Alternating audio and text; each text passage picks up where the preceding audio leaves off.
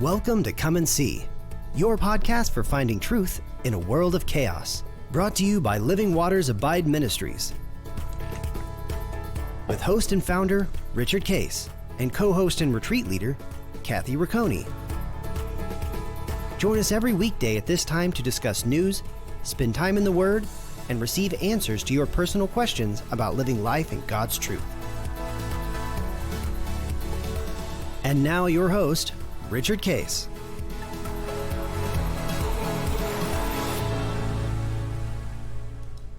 Well, good morning, Kathy. Here we are in going on mid-March now, and it's Tuesday, I believe, the 12th. This will be airing. Good morning.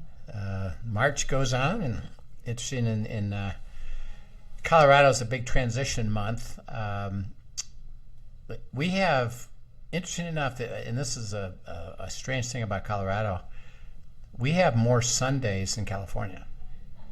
I remember you saying that. It's like over 300 and something days a year that are sunshine, right? That are sunshine. And typically, we don't have multiple days of gray.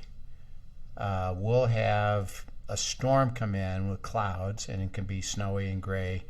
But either during that same day or the next day, we'll have sun.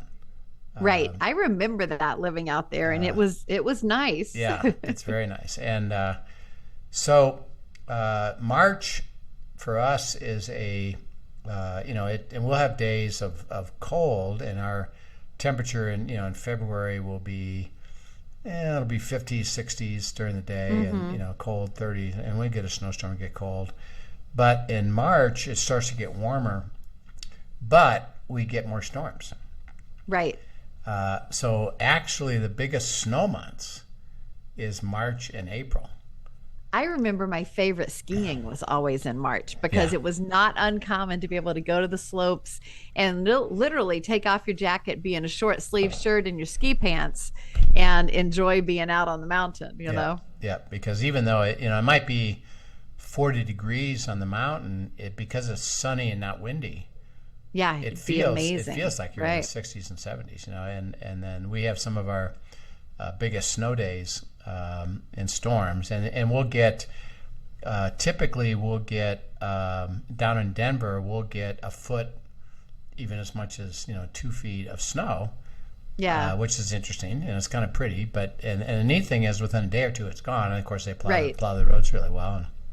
And I need to come back out for Colorado skiing sometime. Yes. I have not skied in Colorado in many years. It's one of the more special places to ski, and it's a beautiful ski. And we had one time, this was back in the early like 2003 or 4 or 5.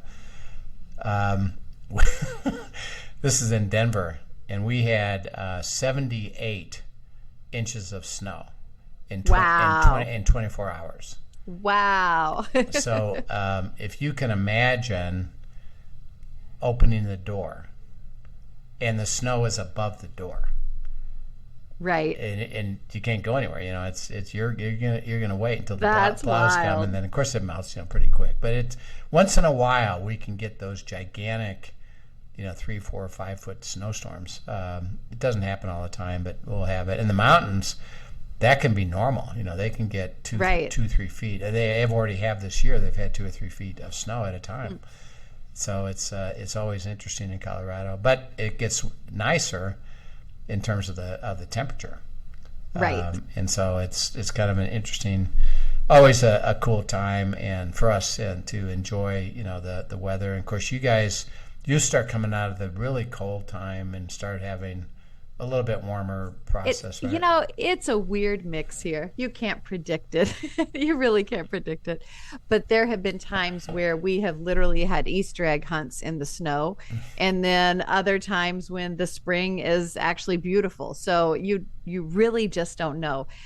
February, I would call a non-event this year for us in New Hampshire in terms of snow. They promised some big storms that did not deliver, and I was ready for the big storms.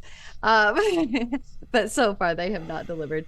But sometimes just as soon as I say that, and then I'm like, okay, bring on spring, then March dumps, and you just never know what you're going to get. So it's a wild card here. I don't feel like we get a real spring typically in New Hampshire.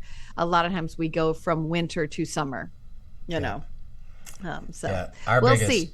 Our biggest, the world is doing different things now, though. So it really is. You know, there's no rhyme or reason. I can't predict it. No. And our biggest issue, which always is in the spring, is that because of the sun, the trees bud, and if they bloom, which they typically do in May, the only danger is that because they now are leafed out, if there's a heavy wet snow that comes, and when we're talking 6 to 12 inches, it'll actually wind up breaking the branches of the trees, and those are the moments where you lose some trees, or you lose the beauty of it, because a snowstorm came, and they literally will. If we see it happen, by the way, we go out and we try to brush all the snow off, so that it doesn't break. So it's always an interesting thing. So anyway, we're talking about hearing God's voice, and we're in this little mini sessions about what prevents it. We talked about turning away, that we try to operate in the self, not in following Him. We talked about the fact that He says, when you ask me for wisdom, you got to expect that I'll actually give it to you. And you got to get that settled. We tell people, if you struggle with that, let's help you get that settled right away. Because He said that's a condition to be able. Because if you have doubt that I'm going to tell you, I'm not bothering telling you. So we kind of get that settled. And all I say is, if I was you, and I can tell you that's what happened to me, I just decided, you know what? I'm going to expect you to answer. By the way, what I couldn't do, He said, now don't try to box me in, and don't tell me how I'm going to do it. Just I'll do it. I said, you know what? I'm just going to accept that. And this ought to be interesting. I wonder how He's going to do that. Right. And the neat thing in that, you're open to all the different ways He speaks, right? Yeah. Because you're not putting in a box. I'm only going to hear from Him when I sit down with my pen and journal. I ask the question, He's going to immediately write, tell me to write the exact answer. Yeah. You are open to all day long. Abiding is 24/7 to His communication with you through other people, through circumstances like we've talked about, through spending time in His Word, through prayer, through so many different avenues of how He will get His Word to you and speak, right? Yeah. So you can't put Him in a box. Yeah, and the and part of that process, by the way, is to allow others around you, as you're dialoguing even about that, they can see something that maybe you can't, and they say, well, do you understand this? It's like I had a couple that was they had this strange legal issue that came up that was just a local government doing something stupid, to do it, and they because it was literally they had to go to court about it. They had to find an attorney to go to court, and they weren't. It was happened while they were on vacation, so they had to get somebody from that spot, and so I said, well, I know I work with ADF. Let me talk to them, and they'll give us some recommendations. So I contacted my contact at ADF, Alliance for Defending Freedom. Yeah, sure, we got attorneys here. So they send us 3 attorneys. So I said, here's 3 attorneys, call them up. So they do. The first one doesn't even call them back. Okay. Number 2, yep, I can know about this. I don't have a lot of history with it, but I know the system. I can do this for you. Right. The third one, oh yeah, we do this all the time. So on the surface, it would be the third one. So I said, well, let's try the third one, and remember, you're asking God, which of these is going to benefit us. Right. So it looks like the third one, so they start to try to communicate to the third one. The third one doesn't call them back, and they finally do, and just say, we're so busy, we can do it, but it'll be about 3 or 4 weeks before we can get there. Well, the second one, who said, I don't have a lot of experience in it, but I know the system, and I can do it for you, and trust me, I'm with you, and we'll pray this through, and God will resolve it. And they, I don't know, you know, and you know, the third one is better, and I don't know, and so I just said, well, you know, call him back and tell me what happens. So he called number 2 back. They had a conversation, and I said, okay, how did it go? Well, it was pretty good. They're really confident. I said, did anything else happen? And he said, well, yes. While we were talking to that guy, it was a cloudy day, and while we're talking to that guy, the sun breaks through the clouds and shines onto the phone. I said, do you understand that's God telling you that's the guy? Really? Yeah. I said, that's supernatural. That's how God's telling you. Remember, a million different ways. It's that guy. Right. He showed you it's that guy. I did something to verify it's that guy. Trust me, it's that guy. I said, I'm telling you, you just heard God. You just saw God at work. That's the guy. Yep. Confirm it. I said, now before you confirm it, you go pray and confirm. I'm believing it is, but you guys, it's got to be yours. You do it. And so you go and pray. You two to go and pray and see what God says. And they do, and they pray, and God says, that's the guy. And they hear it, and I said, yeah, that was me breaking through that sun to tell you that's the guy. Yes. That's so fun. Okay. So they get the guy, and he's got to do these things, and he goes before the judge and, you know, explains it all. And, hey, judge, you know, it was inadvertent, and I know you had this little rule. It's about COVID stuff, and they didn't know about it, and, you know, and they were expecting to settle a fine. And to settle ideally, because by the way, the penalty, guess what? 5 years in jail. Oh, wow. That's the penalty if they push it all the way, you know. And so the judge says, okay, what I want to do, I'd like you to do is have them in their own writing explain what happened. Right. And then give that to me. So they do. They explained it, and then the judge has to go back for the penalty. And so they go back, and he gets the penalty, and he calls them up. He says, well, guess what? What? The judge said, this is crazy. Just forget it. We're going to just end the case. You don't have to pay a penny. Just forget the whole thing. And they got out of it completely. That's amazing. And it was through this guy who knew, he says, I know how to get to the right system, and I could appeal to this judge, and God said, you know, that's the guy. This is the guy. Yeah. He says, I can deliver to you if you have a listen and a desire to hear. I'll get you the answer. And they did believe they will get an answer. They were fuzzy on the answer, but God said, here, I'm gonna demonstrate it, you know. And that's how cool it is. It just is, you know. And trust. I'll get the answer, and if you need help around you, you know, get help. Okay, there's other things that get in the way. So let's look at Mark 11, 25 to 26. Sure. Mark 11 is the story where Jesus had withered the fig tree, and he said, have the faith of God, and I do it by I speak like I did to the fig tree. Speak to the problem. If you believe that what I said is going to happen, it'll happen, and you'll have this great, amazing, powerful prayer life.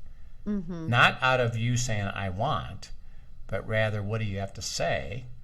Hearing what I have to say, declaring what I have to say, and you'll see it happen. Okay, then he says, by the way, let me tell you one other point, verses 25 and 26. Sure. It says, and whenever you stand praying, if you have anything against anyone, forgive him, that your Father in heaven may also forgive you your trespasses. But if you do not forgive, neither will your Father in heaven forgive your trespasses. Yeah. So he's saying that, hey, you're learning about prayer, and I remind you that you have unforgiveness in your heart. Right. He's not saying go reconcile, because he said that's a whole different process. And by the way, that takes two parties. This is because of your heart. you have unforgiveness in your heart, before you go any further and hearing my voice and responding to your prayer life, which is seeking my will, you got to get your heart right with me. And he says, if you don't forgive, you're not going to experience my forgiveness and the freedom of that forgiveness. It doesn't mean I haven't already forgiven you. It's just you're not experiencing it. So let's get that settled. And he said, now here's why. It's an indicator that you aren't living with my nature operating in you. You're outside the kingdom. Right. Because my nature is forgiveness, which means we have the freedom to go pursue truth, and you don't have to be burdened by this anymore. Right. And it's an indicator of it. And by the way, you won't be able to hear my voice anymore because you've stuck in unforgiveness. He said, which is fine. But when I tell you, let's go get it resolved. Right. And so don't let unforgiveness. And a lot of people aren't going to hear God's voice because they're stuck in this unforgiveness. I don't want to forgive them. I'm not going to forgive them. God says, not about reconciliation. It's about heart. And unforgiveness is an indicator you don't have the right heart. Let's go get that resolved. Yeah. And all it is just stay with me. Okay. And it is a process, and he will walk you through that, right? 100%. Yeah. Okay, the next one is Hebrews 3:15-19. He tells us another interesting thing.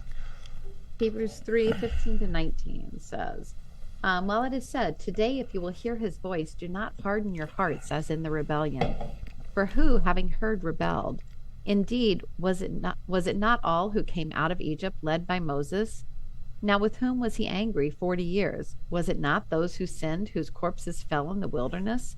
And to whom did he swear that they would not enter his rest, but to those who did not obey? So we see that they could not enter in because of their unbelief. Yeah. So he's saying that you have heard a promise, but you've decided that you're not going to pursue it further because there's circumstances that you're afraid of, and you're focusing more on the circumstances than on what I said. So that when the 10, they had 12 spies go in, 10 of them came back and said, "These guys are giants. They've never been defeated. We're never going to make it. We're not going. Right. It's too fearful. We're not going to go." Joshua and Caleb said, "Yep, everything they just said is correct." However, God said. Right. And because we're going to stand on what he said and believe it. Let's go. And what they were saying is, it's okay that you're afraid, but don't stop. Right. Let's keep going to God and letting him persuade us and help us understand it, that here's why it's going to happen. By the way, he already did the Red Sea, and the miraculous thing of that. He said, "You think I can't do that again? Let me keep you. Let's stay with it." He said they could not enter the promised land because of their unbelief. The word there in the Greek is refusal to be persuaded to what God had to say was true. It wasn't that I struggle, help me. It's, nope, I'm out. I'm done. I'm not going. I know we're supposed to go, but we're not going. He said, at that point, your disobedience will stop you from hearing my voice and taking you any further. And by the way, he was angry at him for how many years? 40 years. They wandered around, never more than 11 miles from the promised land, in an awful place, and they lived a life of misery, and they never again got another promise. Because God says, the promises are across the Jordan, and I'm telling you, come with me, but you said no, so you've stopped the process. Wow. And he said, by the way, it's okay, and there's all these great examples in Scripture with people struggling with believing. He said, that's okay. Like the father who said, I know, it's hard. I believe, help my unbelief. Help my unbelief. And he stayed with it. And so the key is, don't get intransient that it's so overwhelming to me that I'm not willing to go any further, even when I'm hearing some things that just doesn't seem like it's going to work. Right. God said, that's okay. The only thing that will thwart it, and you won't hear me anymore, and you won't process anymore, is that you decide not to. Right. And don't stay obeying. Even when you're struggling with obedience, stay with me. I'll give you the power to be obedient. Let me do it. Okay, and the last one here is 1 Peter 3, 7-12. Sure. It says, 1 Peter 3, 7-12. Husbands likewise dwell with them with understanding, giving honor to the wife as to the weaker vessel, and as being heirs together of the grace of life, that your prayers may not be hindered. Finally, all of you be of one mind, having compassion for one another. Love as brothers, be tender-hearted, be courteous, not returning evil for evil, or reviling for reviling, but on the contrary, blessing, knowing that you are called to this, that you may inherit a blessing. For he who would love life and see good days, let him refrain his tongue from evil and his lips from speaking deceit. Let him turn away from evil and do good. Let him seek peace and pursue it. For the eyes of the Lord are on the righteous, and his ears are open to their prayers. But the face of the Lord is against those who do evil. Yeah. By the way, this is Peter's taking this directly out of Psalm 34. Mm-hmm. So you can go read Psalm 34, verses 4 to 14, and it's he's just repeating the truth of it. Is don't get stuck. And the word evil there is accept the things that are frustrating, irritating, overwhelming, coming against you. He said, don't accept that. Yeah. Keep going. I'll get the resolution. Pursue peace, shalom, and favor. Go after it, and don't accept it. And he said the key is that it's about unity. And if you and your spouse, if you're single, you and your friend, you and your inner circle aren't going to unity and have a heart to go to unity. And the unity, by the way, isn't just you and I agree. It's that we agree with the Holy Spirit, who's going to tell you. Because we can agree on a lot of things just in our own, right? Yeah. It's that peace. It's that checking. Does the Spirit confirming it? Are you confirmed with the Spirit? Unity's with the Spirit. But he says, I bring you people around you, particularly your spouse, to join you in that process. Do you both have a heart to do it? If you don't, you're not going to hear my voice, because you again are stuck in the flesh without a heart to go to my will. And so I'm not going to bother telling you.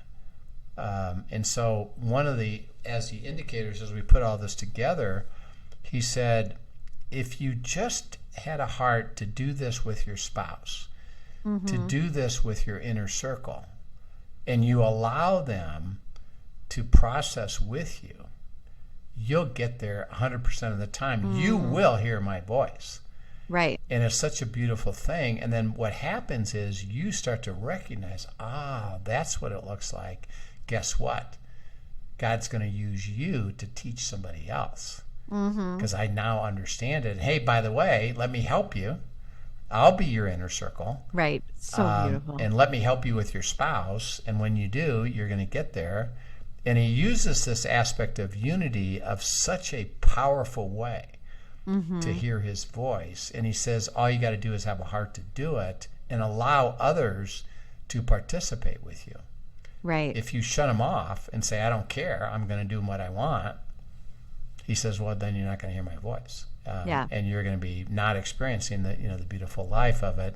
And you and I can verify that with you and Dan and Linda and I. It's a privilege, it's an honor, and it works. It's fantastic when Linda says, I don't confirm that. I don't confirm that, and I know, okay, you know what? And you have learned to pay attention to that, right? Yeah, I've learned the hard way is when I ignore that, it doesn't work out, and God says, pay attention, and honor that. And it doesn't mean that she has the answer. Right. It's just maybe you both don't yet know the full answer yet. Just stay with me further, or I need to confirm something else. And what a privilege that is. And by the way, we have fun doing it. We have really fun doing it. It's like, I really need to know, are you confirmed or not? If you're not, I'm okay. We're going to keep going, And so it's such a beautiful truth of if you don't have a heart to go to unity, he said, you're not going to be able to hear my voice. So, we've said it's about your heart turns away, you're operating in the self, you don't believe I'm going to tell you, you have unforgiveness in my heart, you have heard me, but you're just not willing to go any further, or you're not willing to go to unity, all these things can get in the way of breaking the signal.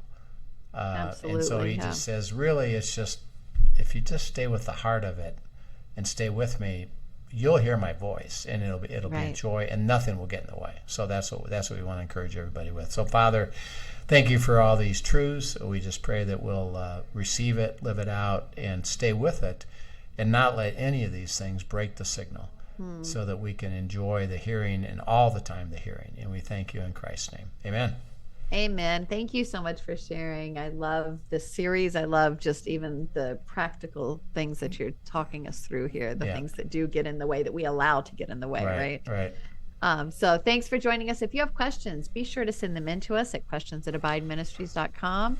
And we would love to bring them, talk about them on the air. And we look forward to seeing you next time. Have a great day. We'll see you then. Thank you for joining us for today's episode of Come and See, your podcast for truth in a world of chaos. Brought to you by Living Waters Abide Ministries. Send us your questions and comments, and tune in tomorrow for more answers to your personal questions about living life in God's truth. Remember, God's will is best and none better.